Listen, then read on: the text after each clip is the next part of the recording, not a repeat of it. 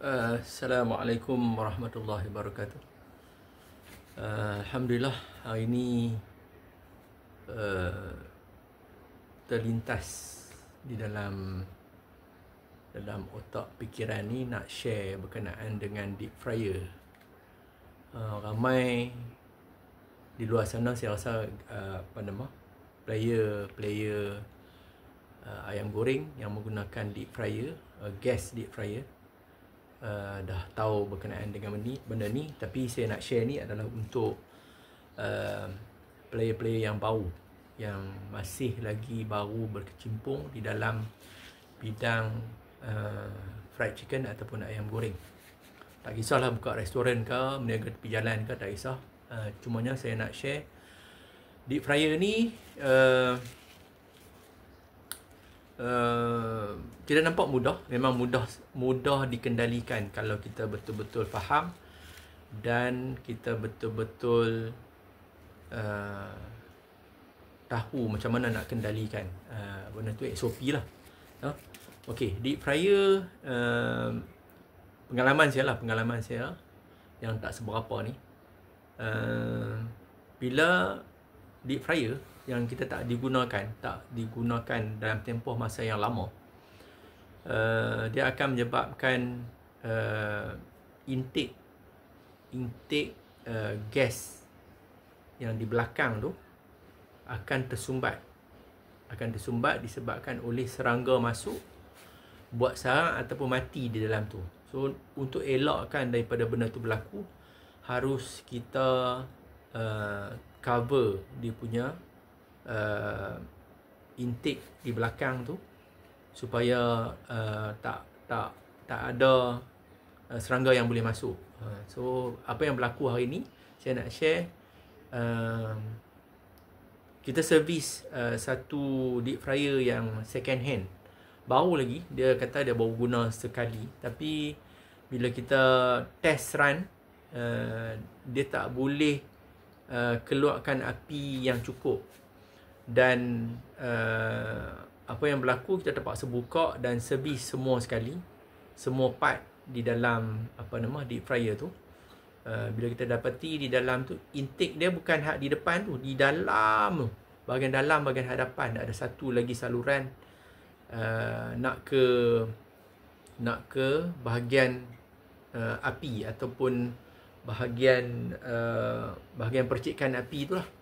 Dia ada satu untuk api kecil, yang satu lagi api besar yang akan masuk kepada 8 silinder ataupun 6 silinder. Yang saya servis tu, yang kami servis hari ni adalah yang 6 silinder di dalam deep fryer tu, ada 6. So hak yang nak masuk ke silinder yang nak memanaskan minyak bagi sekata tu, yang tu menyebabkan bila kita start untuk api besar, dia akan terpadam, dia akan turun, api tu akan jadi colour kuning.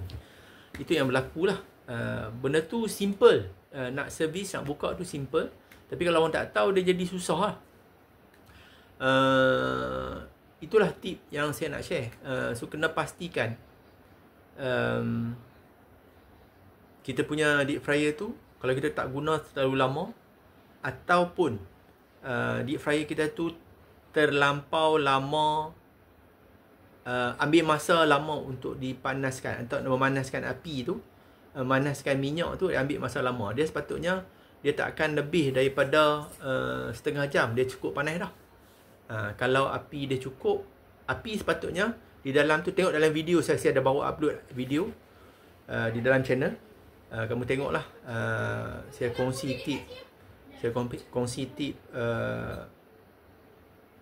deep fryer tu kan. Tengok api dia sepatutnya color biru dia keluar daripada bahagian api tu lah. Bila kita spark dia akan keluar color biru, dan dia masuk silinder tu pun color biru. Itu sepatutnya lah. Okey, saya buat video ni cuma rasa macam terpanggil untuk kita share supaya orang lain tak hadapi masalah yang sama kan. Nanti beli yang second hand, orang tu cakap, oh yang ni elok apa semua, tapi pakai-pakai tak boleh. Sebenarnya benda tu simple je pun. Kita perlu faham dan kenal pasti apa nama, deep fryer tu lah. So kena check elok. So kalau nak lebih lebih senang, panggil yang pakar lah, panggil yang pakar untuk buat servis. Okey, itu saja perkongsian saya berkenaan deep fryer. Dan satu lagi, hari ni kawan saya ada share ayam goreng dia. Dia masak menggunakan cooker, electric cooker yang high end, iaitu yang mana KFC buka, saya sebut lah KFC guna deep fryer tu. Nilai dia memang sangat mahal. Kalau kita beli baru, mencecah kepada 35,000 ke atas. Dia guna benda tu di kedai dia. Alhamdulillah, ayam tu keluar cantik lah.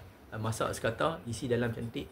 Tapi color dia, color dekat ayam tu sepatutnya golden brown.